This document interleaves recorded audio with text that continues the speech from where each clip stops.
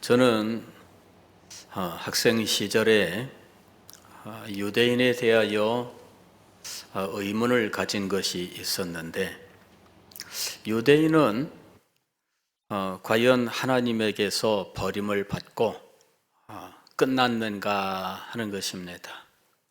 그리고 유대인에 대해서 우리는 어떤 태도를 가져야 하는가 하는 것입니다.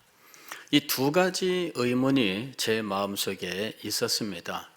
유대인은 정말 끝난 것일까?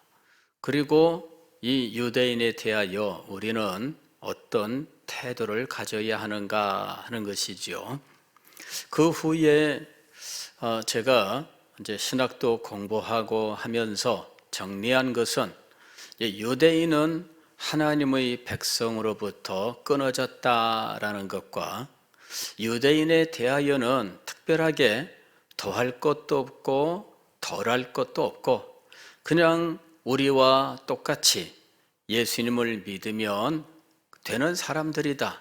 유대인이라고 하는 이 존재들은 이제는 더 이상 하나님의 나라에서 특별한 의미가 없다라고 하는 것이었습니다. 그렇게 정리를 하고 유대인에 대하여는 더 이상 관심을 갖지를 않았습니다. 그런데 알고 보면은 이 유대인의 문제는 현대 세계에서 신학자들에게 아주 중요한 문제로 대두가 되었고, 그리고 또 이 유대인의 문제를 아주 중요하게 여겼던 역사적인 시대가 있었다 하는 것을 이제 후에 알게 되었습니다. 유대인의 문제는 정말 그들이 하나님의 나라 백성에서 끊어졌기 때문에 우리는 이제 더 이상 그들에 대하여 특별한 지위를 인정할 필요도 없고, 유대인에 대하여 우리가 특별한 생각을 가질 필요도 없다, 이렇게 정리하고 넘어갈 수 있는가 하는 것이지요. 이제는 이스라엘, 즉 유대인으로서 이스라엘은 존재하지 않고 영적인 이스라엘로서 오늘 그리스도인들만이 존재한다. 이것이 실상은 우리가 아는 개혁주의 신학에서 정리하고 있는 내용입니다.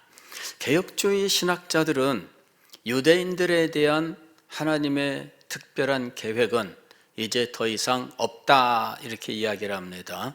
유대인에 대하여는 구약 시대에 이미 하나님의 모든 계획과 그들을 위한 모든 것들은 다 끝났고, 예수 그리스도의 십자가 이후에는 유대인은 이제 더 이상 하나님 나라의 특별한 백성이 아니다라는 것과, 이제는 이방인들과 동일한 위치에서 예수 그리스도를 믿는 것으로 구원을 받는 존재다라고 하는 것입니다.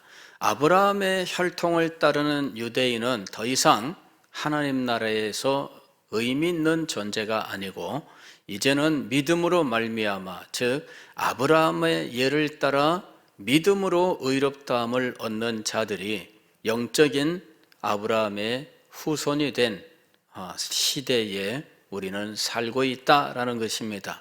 그래서 혈통을 따르는 유대인들에 대하여는 더 이상 생각할 필요가 없고, 영적으로 믿음으로 말미암아 영적으로 아브라함의 후손이 된 우리들, 즉 그리스도인들만 남아있다라는 것이지요. 그래서 혈통으로 유대인인 이 사람들조차도 이제는 예수 그리스도를 믿어 영적으로 아브라함의 자손이 되어 우리와 동일하게, 이방인 된 우리와 동일하게 영적인 이스라엘이 되어야 한다. 이것이 개혁주의 신학에서 가르치는 입장입니다. 유대인들에 대해서 이와 같은 입장을 제가 배우고 이제 학생 시절에 가졌던 의문을 해결을 한 겁니다. 자, 그런데 이게 그렇게 간단한 문제가 아니었습니다. 역사를 보게 되면 유대인들에 대해서 이 그리스도인들이 어떤 태도를 보였는지 하는 것들을 우리가 역사 속에서 볼 수가 있습니다. 초대교회 때부터 교회 안에서 유대인들은 처음에는 특별한 위치를 차지하고 있었어요. 왜냐하면 사도들이 유대인이었고, 그리고 초대교회 성도들의 원류가 예루살렘을 중심으로 한 유대인 신자들이었기 때문입니다. 초창기에 몇십 년 동안은 이방인 성도 숫자보다 유대인 성도들의 숫자가 더 많았습니다. 그래서 유대인 성도들이 다수를 차지하고 있었고, 사도들조차도 유대인 성도들을 위하여 사역에 집중하고 있었던 시대, 그때에는 당연히 유대인들이 교회 안에서 특별한 위치를 차지할 수밖에 없었습니다. 그리고 이방인 교회에 유대인들이 나타나면, 즉 유대인 그리스도인들이 나타나면 이방인 교회에서 그들은 특별한 발언권을 가질 수밖에 없었던 것입니다. 그 사람들은 이방인 성도들에게 대하여 아주 특별한 어떤 지위를 가진 이런 입장이 될 수밖에 없었던 거예요. 한 번은 사도 바울이 개척한 이 갈라디아 교회에 유대인 그리스도인들이 왔는데, 이 유대인 그리스도인들이 그들에게 하는 말이 사도 바울이 이야기한 복음보다도 더 권위를 갖는 상황이 되어버리고 말았던 거죠. 유대인 성도들이 와서 하는 이야기가 사도 바울이 복음을 전하면서 세운 이 복음의 원리와 미묘하게 달랐는데, 오히려 이 유대인 성도들의 이야기에 사람들이 혹하게 되는 일이 벌어진 겁니다. 왜? 그들은 유대인이니까. 유대인으로서 예수 그리스도를 믿었으니까 그 사람들이 특별한 위치를 차지하고 그들의 말이 곧 법이 되는 이와 같은 상황이 벌어지게 된 거예요. 이걸 알게 된 사도 바울이 갈라디아서 1장에서 다른 복음에 대해서 그것을 따르는 것이 이상하다라고 이야기를 합니다. 그러면서 다른 복음은 없다 이렇게 이야기하는 거예요. 나라 할지라도 내가 지금 이런 다른 말을 하게 되면, 내가 처음에 전했던 것과 다른 말을 하게 되면 나조차도 저주를 받을 것이다. 이러면서 사도 바울이 전한 그 복음이 참된 하나님의 가르침이다. 이렇게 이야기를 한 겁니다. 유대인들은 초대교회에서 특별한 지위를 차지하고 이방인 교회에 가게 되면 그들이 우월적인 위치를 차지하고 그들의 말은 곧 법과 같은 위치를 차지하고 있었던 거죠. 사도 바울은 이 사람들과 참 많이 다퉜어요.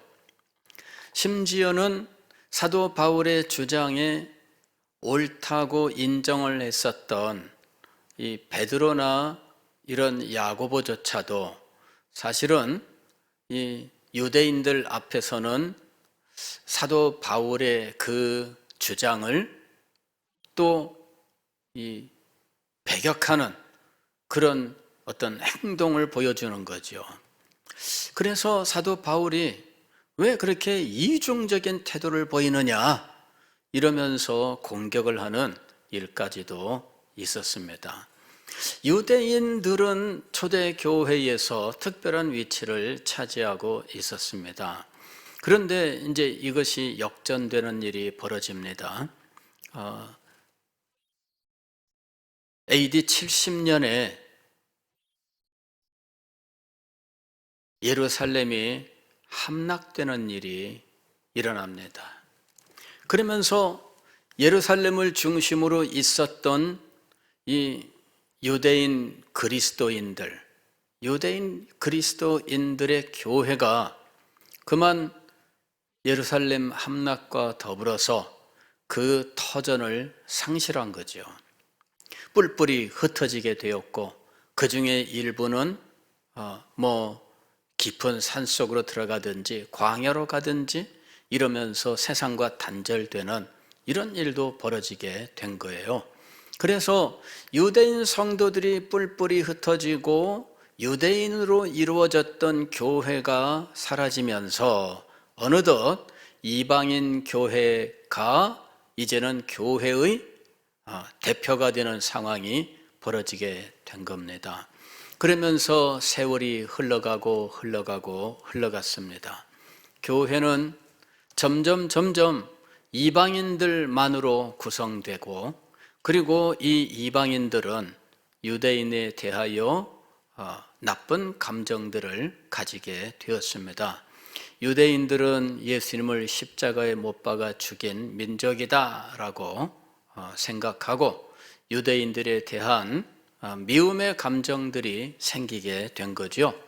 그리고 후대에 이 중세에는 이 유대인들에 대하여 특별히 이 기독교 국가에서 유대인들에 대하여 이제 이 게토라고 하는 수용소를 만들고 거기에 이 사람들을 이제 난민들처럼 그 일정 지역에다가 이 사람들을 수용하는 그런 일이 벌어진 거예요. 유대인들은 이제 굉장히 힘들고 어려운 그런 삶을 살기 시작한 거죠. 그래서 이 사람들은 이제 금융이라고 하는 이 그 분야에 진출을 하게 돼요. 아니면 이 금융이라고 하는 것은 유대인들 때문에 발전한 거죠. 유대인들은 사실 집과 뭐 이런 것들을 제대로 가지고 있을 수가 없었어요. 언제든지 쫓겨날 수 있고 언제든지 빼앗길 수 있고, 그 다음에 그들에게는 특별한 어떤 표시를 주면서 일정 지역에서만 거주할 수 있도록 이렇게 수용소를 만들고 이런 그 비참한 그런 일들을 겪게 돼요. 이 사람들은 옷에다가 이 표를 붙이고 다녀야 돼요. 수용소 밖으로 나오게 되면 이 표를 붙이고 다녀서 유대인이라고 하는 이러한 티를 내게 했던 거죠. 여기 붙였던 표는 별입니다. 황색 별. 이걸 붙이고 다니는 거예요. 유대인들은 오늘날도 이스라엘 국기를 보게 되면 별이 있습니다. 근데 이 별은 육각형 별이에요. 우리 같은 오각형 별이 아니라 육각형 별인데 이것을 다윗의 별이라고 불러요. 근데 이런 별을 여기다가 노란색 별을 붙이고 다녀야 되는 거죠. 그래서 누구나 저건 유대인이다 이렇게 보는 거죠. 유대인들은 굉장히 악한 사람이라고 하는 이미지가 사람들에게 이렇게 알게 모르게 이제 인식이 사람들에게 그런 인식이 자리 잡고 있어요. 가령 그 셰익스피어의 작품 중에 베니스의 상인을 보게 되면 거기에 유대인 그 고리대금업자 샤일록이라고 하는 사람이 등장하잖아요. 근데 이 샤일록은 피도 눈물도 없는 돈만 아는 이런 존재잖아요. 예. 그래서 유대인 하게 되면은 굉장히 나쁜 사람, 사회에서 고리대금업을 하면서 피도 눈물도 없이 그냥 우리의 돈을 빼앗아가고 가난한 사람들, 어려움에 있는 사람들, 그들의 재산을 전당 잡고 그것을 빼앗아가는 아주 나쁜 존재, 뭐 이런 인식들이 있는 거죠. 근데 실제로 유대인들이 이 금융업에 진출을 하고 지금도 세계 금융업을 유대인들이 장악하고 있다, 이렇게들 이야기를 해요. 그러니 유대인들에 대한 악감정이 있습니다. 저 사람들은 우리의 돈을 빼앗아가는 사람들이다, 뭐 이런 인식이죠. 실제로는 그렇지 않잖아요. 그렇지 않은데 인식이 문제입니다. 인식이. 그런 인식 때문에 어떤 공격이 이루어질 수 있는 거예요. 지금 우리나라도 마찬가지입니다. 우리나라도 교회와 그리스도인에 대하여 어떤 그 사회적 인식 혹은 젊은이들 2030 세대의 인식, 아니면은 4050 세대의 인식, 뭐 이런 것들 있잖아요. 그 말들을 하는데 교회와 그리스도인들에 대한 이 인식이 굉장히 안 좋아요. 그러면 그들의 인식이 객관적인가? 그렇지 않습니다. 예, 그 인식은 객관적인 건 아니에요. 다만 이 인식이라고 하는 것은 객관적일 필요는 없어요. 사람들이 그렇게 보고 있다는 것이지, 이거는 굉장히 주관적이고 막연한 것이고 또 편견이라는 것입니다. 그런데 이것이 왜 문제냐? 이것이 실상은 공격적인 파괴적인 이런 방향으로 움직일 수 있기 때문이에요. 사실 우리나라는 뭐 중세나 이런 사회처럼 그런 직접적인 물리적인 어떤 공격으로 나타나기는 어렵습니다. 현대 사회이고 우리나라는 종교성 때문에 물리적인 공격을 가하는 것은 사람들이 그거는 싫어하고 있어요. 우리나라는 그래서 종교 때문에 물리적 공격을 가하는 이런 일들은 일어나지 않는 나라입니다. 물론 개중에 어떤 경우는 뉴스에 있기는 해요. 그러나 그건 극히 정말 예외적인 경우이지 우리나라 사회 자체는 그렇지 않습니다. 세계 종교학자들이 우리나라에 대해서 굉장히 신기하게 생각하는 것 하나는 뭐냐면은 이 대한민국은 아주 이 거대 종교가 균형을 이루고 있는 국가라는 거예요. 그래서 기독교, 불교, 천주교 이 종교가 이 3대 종교가 균형을 이루고 있고, 그리고 전쟁이 없다는 거예요. 종교 간의 전쟁이. 경쟁은 있지만 전쟁은 없다. 외국에 가게 되면 이 종교 전쟁이 있어요.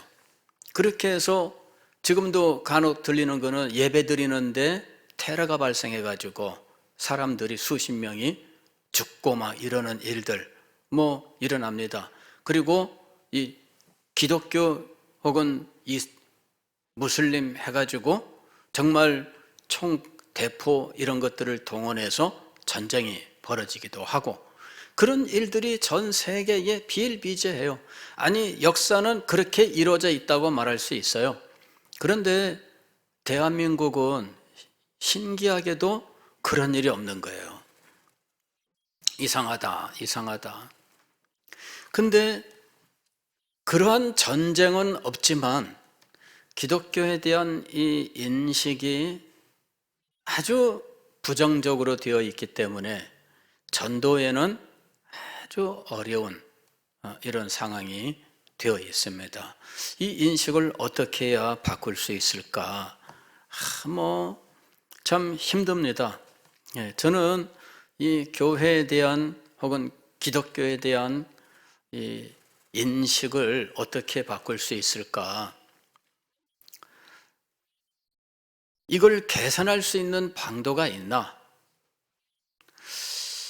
이게 떠오르질 않는 거예요. 이게 지금 굉장히 급한 문제인데 방도가 없어요.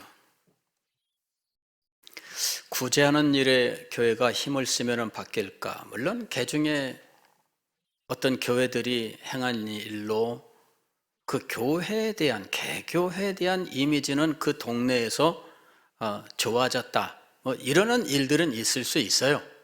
실제로 그런 일이 있습니다. 그러나 대한민국이라고 하는 사회 전체적으로 기독교에 대하여 가지는 사람들의 인식이라고 하는 것은 그렇게 해서 바뀔 수 있는 상태가 아닙니다. 도대체 왜 이렇게 되었을까? 정말 진지한 연구가 있어야 되고, 그리고 정말 이 인식을 바꾸기 위한 우리들의 피나는 노력이 있어야 된다, 이렇게 생각을 해요. 그런데 이게 만만치가 않습니다. 누가 연구를 할 것이며 또 연구한들 그 연구가 어느 정도 객관성을 가진 연구가 될 것인지, 또 그거에 따른 대책은 어떻게 마련될 수 있는지, 이런 것들은 정말 간단한 문제가 아닙니다. 쉽지 않아요. 저는 이런 모든 일들의 배후에 우리 사회의 이 정치적인 갈등, 대립, 이런 것들이 상당히 작용하고 있다라고 생각을 해요. 제가 이미 오래전부터 이야기를 했습니다. 교회가 정치 현장에 동원되어서는 안 된다. 제가 그동안에 벌써 오래전부터 이야기했던 내용입니다. 교회가 대한민국을 지키는 무슨 사명을 가지고 있다, 이렇게 말하는 분들이 있어요. 그러면서 대한민국을 공산주의로부터 지켜야 된다, 이렇게 말하는 분들이 있어요. 그러면서 이 정치적인 집회에 교회 성도들을 동원하는 거죠. 그래서 과거에 큰 교회 목사님들이 자기 교회 성도들을 정치 집회에 동원하는, 물론 그 정치 집회의 일부는 기도회로 이루어져 있어요. 그러나 그게 정치 집회인 거예요. 이래서 진보 정권이 정권을 잡고 있을 때 이분들이 대한민국이 공산주의로 넘어간다, 그 이야기하면서 그런 일들을 한 거예요. 그때 제가 얼마나 그때 이야기를 했습니까? 대한민국 공산주의로 안 넘어갑니다. 그런데 내일 모레 공산주의로 넘어갈 것처럼 온갖 종류의 이 뉴스들, 소위 말하는 개인들이 만들어낸 뉴스입니다. 우리는 이런 것들을 가짜 뉴스라고 불러요. 이런 가짜 뉴스가 그냥 이 카톡에서 얼마나 돌고 하는지, 저한테도, 우리 성도들조차도 저한테 카톡을 보내요. 이 보면은 대한민국이 일주일 후에 망할 거야, 공산화가 될 것이고, 거기 보게 되면 그냥 얼마나 다급한지 기도해 주세요 이러면서, 이 대한민국을 살리는 것은 교회밖에 없습니다. 제가 우리 성도들한테 그 카톡 돌리지 말라 그랬습니다. 그리고 나서 카톡이 싹 줄어, 저한테는 안 보내시더라고요. 제가 돌리지 말라 그러니까. 그래도 돌리고 계시더라고. 알고 보니까. 돌리지 마십시오. 그런 게 오면 그냥 돌리지 마세요. 그냥 보냈으면 할 수 없는 거고, 받았으면 할 수 없는 거고, 보내진 마세요. 한 나라가 그렇게 무너지는 게 아닙니다. 어떻게 되면 뭐가 어떻게 된다 하면서 그러는데, 국가 체제는 그렇게 이루어져 있지 않아요. 그렇게 단순하지 않아요. 그래서 두려워하지 마시라, 그 얘기입니다. 그리고 기독교의 사명이 대한민국을 지키는 게 아니에요.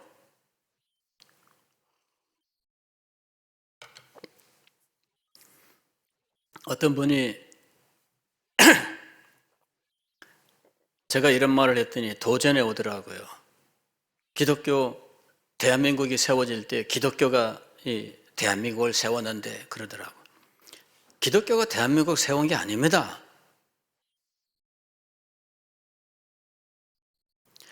대한민국 세울 때 기독교인들이 많이 참여한 거죠.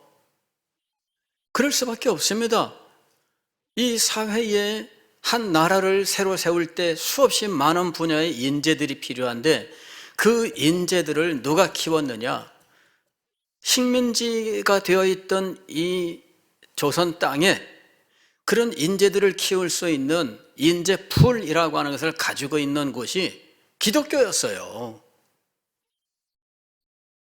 기독교가 현대 학교를 세웠잖아요.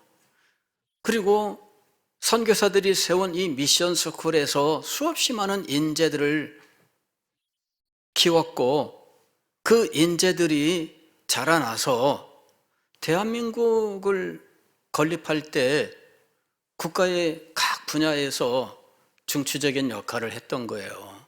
그래서 그 당시에 대통령도 부통령도 기독교인들로 이루어질 그런 상황이었고, 미국에서 미국 대통령 취임하는 그런 장면들을 수없이 보았던 이승만 대통령이 미국 대통령 취임식의 예를 따라서 성경 위에 손을 얹고 서약을 하면서 대한민국 대통령이 된 거예요. 초대 대통령이 성경 위에 손을 얹고 이 대통령이 취임을 했기 때문에 기독교 국가인가? 그렇지 않습니다. 미국은 지금도 성경 위에 대통령이 손을 얹고 취임식을 하지만 미국은 기독교 국가가 아닙니다.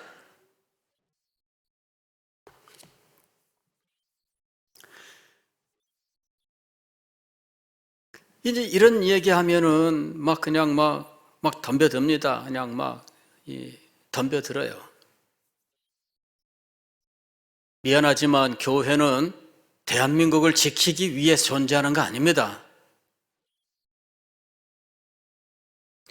교회가 대한민국이 평화로워야 교회가 복음을 전파하고 성도들이 그 속에서 하나님 나라 이루어 가는데 평안할 수는 있어요.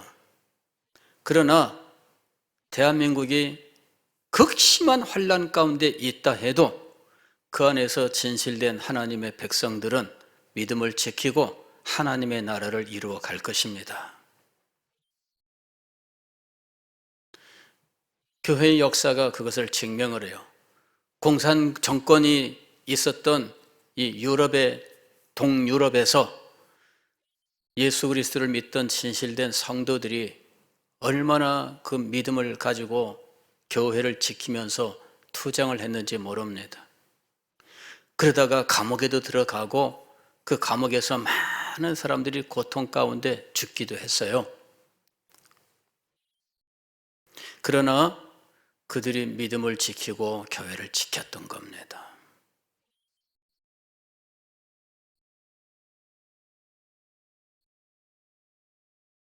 근데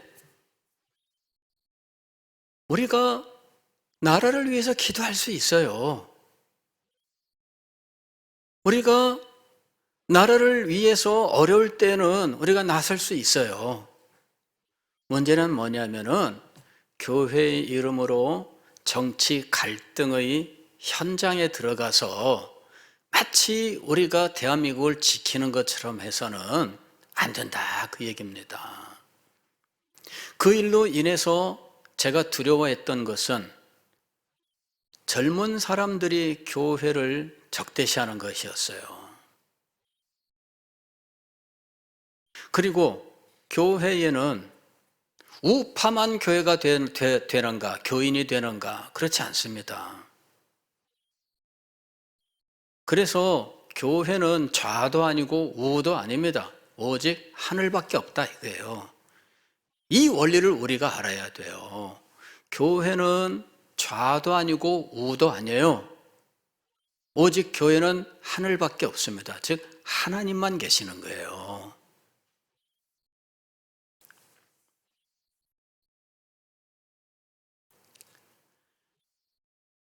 교회는 정치적으로 어떤 보수적인 사람들만을 품에 안는가? 그렇지 않습니다.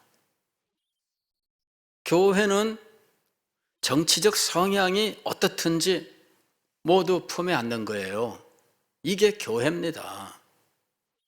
그래서 교회는 정치적 성향으로 이루어져 있지 않다라고 하는 이 사실을 우리가 끝까지 붙들어야 되는 겁니다.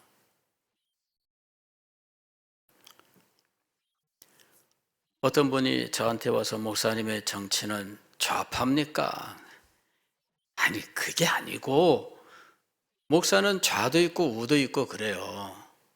우리는 좌로나 우로나 치우치지 아니하며 하나님의 말씀에 대한 것일 뿐만 아니라 정치에 대해서도 해요. 이걸 우리가 분명히 알아야 됩니다. 그러면 투표는 어디 가운데다 합니까? 아니, 그거는 알아서들 하세요. 다만 교회 이름으로는 좌로도 우로도 치우치는 것이 아닙니다. 젊은이들이 교회를 떠나는 이런 현대 이 경향은 이미 유럽 교회가 보여주고 있어요. 그런데 우리는 거기에다가 정치적 갈등이라고 하는 것까지 지금 추가가 되어 있는 상황입니다.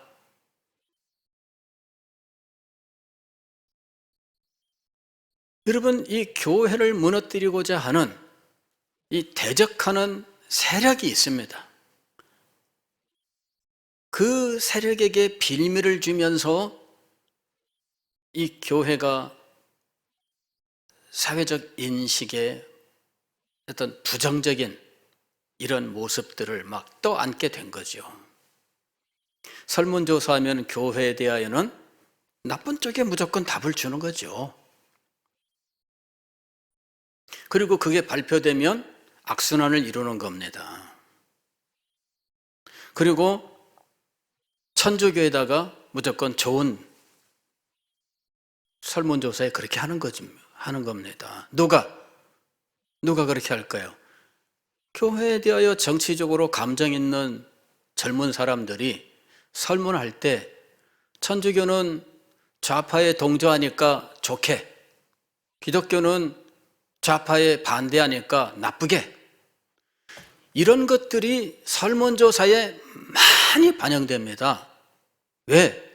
설문조사하는 이 설문조사 회사들이 지금 굉장히 많이 생겼는데 이 회사들 운영하는 사람들의 성향이 진보적 성향의 사람들이 굉장히 많아요.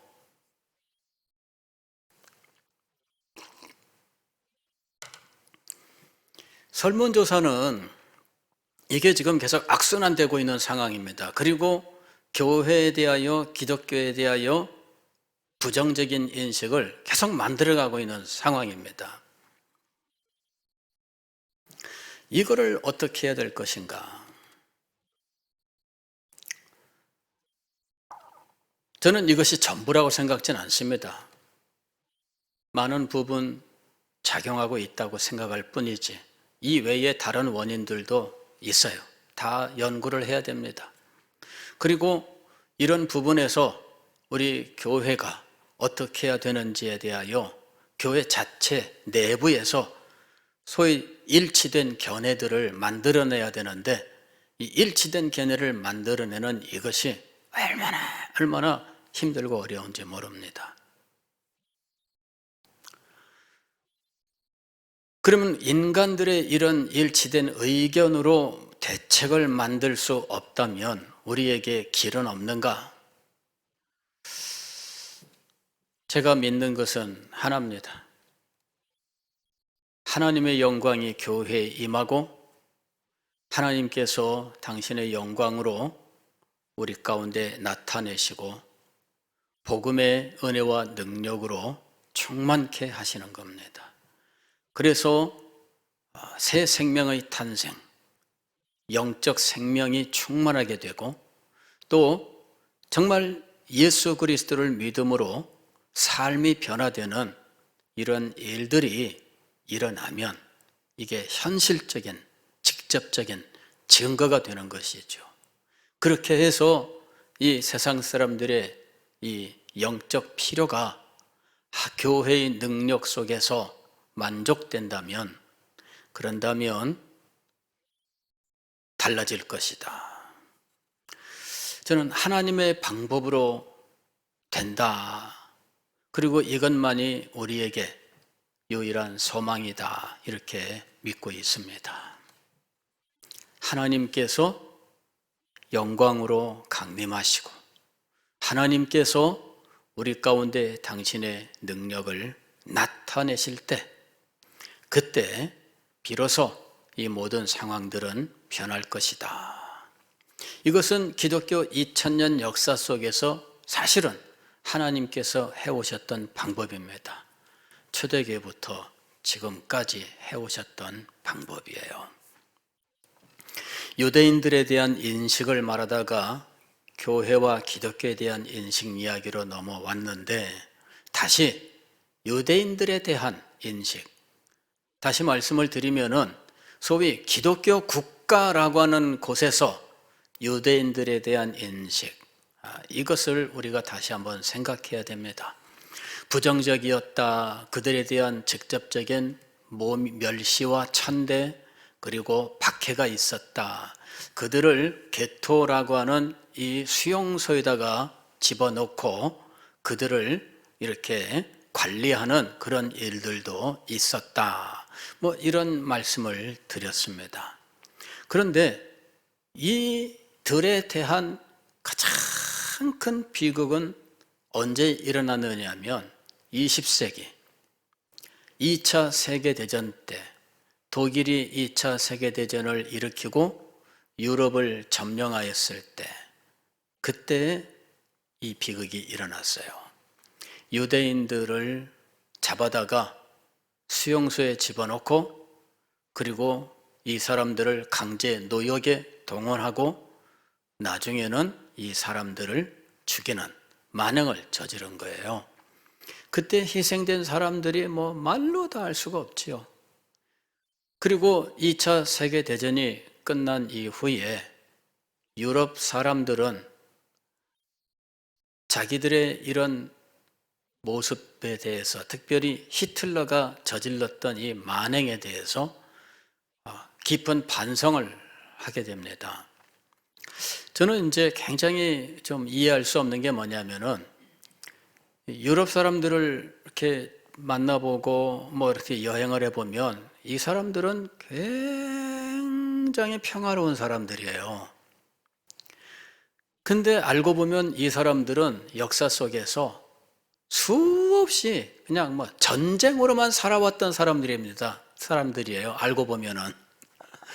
이 로마 시대, 그 다음에 게르만 민족의 침입, 중세 시대, 이 사람들은요, 전쟁이 그들의 삶이었던 사람들이에요.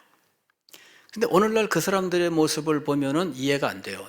어떻게 이렇게 평화로운 사람들이 조상 대대로 이 소위 말하는 이 쌈박질만 하면서, 전쟁만 하면서 살아왔을까? 근데 이 사람들이, 그렇게 평화로운 사람들이 지금도 전쟁하면 돌변합니다. 그건 참 신기해요. 근데 이 유대인들을 학살할 때 그 잔인함, 그 야수성, 이것이 드러난 거예요. 자기들은 이 진화의 단계에서 최고로 진화를 했고, 교육에 있어서 최고로 발달을 했고, 그리하여 인간의 능력과 인간의 존엄성에 대하여 최고로 고양된 인식을 가진 사람들이었는데, 막상 전쟁이 일어나니까 짐승 이하의 행동들을 한 거예요. 유럽인들이 자신들의 본 모습에 대해서 어느 날 진저리를 치게 된 겁니다. 그러면서 유대인에 대하여 그 학살 책임을 인정하고, 그 다음에 유대인들에게 그냥 완전히 굴복하게 되는 이런 일이 일어납니다. 2차 세계대전 이후에 유럽은 학문의 세계에서나 그 어느 분야에서든 유대인들에게 철저하게 이제는 친유대주의로 완전히 돌변하게 돼요. 그리고 반유대주의의 모습이 보이면 득달같이 달려들어서 그거를 완전히 박살내는 이런 모습을 지금까지 보여주고 있어요. 신학 세계에서도 마찬가지 현상이 있습니다. 신학의 세계에서도 심지어 이렇게 이제 이야기합니다. 기독교는 갱신된 유대교다. 과거에는 유대인은 예수님을 십자가에 못 박아 죽인 나쁜 민족이다. 지금은 우리가 가지고 있는 이 기독교 신앙은 유대교다, 이렇게 얘기하고 있는 거죠. 물론 과거의 유대인들이 예수님을 안 믿었습니다. 예수님을 메시아로 영접하지 아니했습니다. 그러나 그들이 예수님을 메시아로 영접했다면 그대로 기독교다. 그래서 이 기독교는 예수님을 메시아로 믿는 이 갱신된 유대교다, 이렇게 주장을 하는 상황이 된 거죠. 지금 현재 세계 신학계에서 이런 주장으로 굉장히 지금 이 논란을 지금 일으키고, 개혁주의 신학에서는 기독교를 갱신된 유대교라고까지 말하는 이런 주장에 대해서 아니다, 이렇게 해서 논쟁을 하고 있는 상황입니다. 그런데 학문적 권위에 있어서 갱신된 유대교라고 주장하는 사람이 더 학문성이 있다, 이런 식으로 인정을 받고 있는 상황입니다.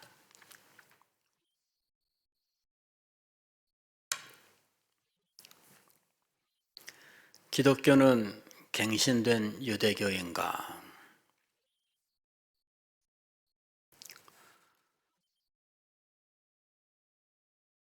그 말이 어느 정도 일리는 있습니다. 그러나 이제 이런 주장을 하는 분들은 그 주장을 하게 된 그들의 그 사상의 근거가 되는 자료풀이 사실은 굉장히 좁아요. 그 풀이 굉장히 좁습니다. 그래서 그들이 가지고 있는 그 자료의 풀에 따르면 그렇게밖에는 말할 수 없습니다. 근데 그들의 자료를 좀 더 넓히고, 그 다음에 그 자료를 하늘에서 하나님의 뜻으로 보는 이와 같은 면에서 그들은 한계를 가지고 있습니다.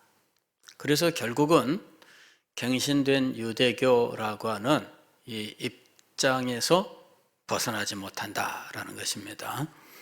하나님은 계획을 가지고 계셔요. 그리고 하나님의 이 계획을 우리는 하나님의 경륜이라고 부릅니다. 그리고 하나님의 경륜은 전체 역사 속에서 하나님의 뜻을 이루어가는 과정 혹은 단계를 가지고 있고, 그 단계마다 하나님께서는 하나님의 특별한 뜻을 나타내시고 계시하시고 이루어 가셨다는 거죠.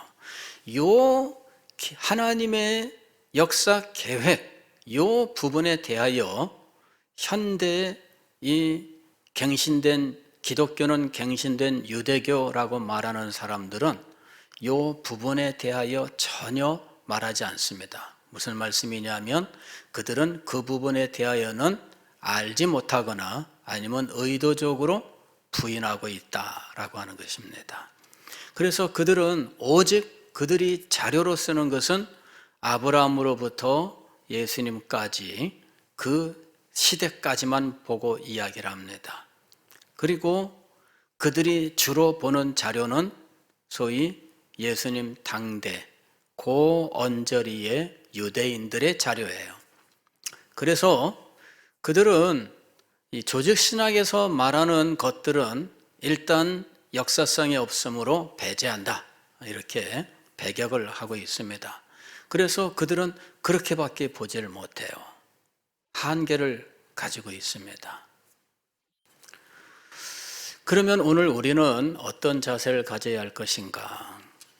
사도 바울이 9장, 10장, 11장에서 말씀하고 있는 내용들을 우리가 좀 더 살펴봐야 되는데, 11장에서 본격적으로 지금 사도 바울이 말씀하고 있는 겁니다. 오늘은 그 내용을 살피기 전에 전체적인 배경에 대해서 여러분들과 함께 생각을 한 겁니다. 하나님께서 유대인들에 대하여 어떤 계획을 가지고 계시는가? 이미 끝났는가? 앞으로도 유대인에 대하여 하나님의 계획이 남아있는가 하는 겁니다. 끝났는가 남아있는가 이 문제에 대하여 개혁주의 내에서 논란이 있다라는 이야기입니다. 각각의 입장들이 있어요. 그리고 우리는 어떤 입장을 가져야 할 것인가 이런 부분에 대해서 다음 시간에 함께 생각을 하겠습니다. 기도하겠습니다.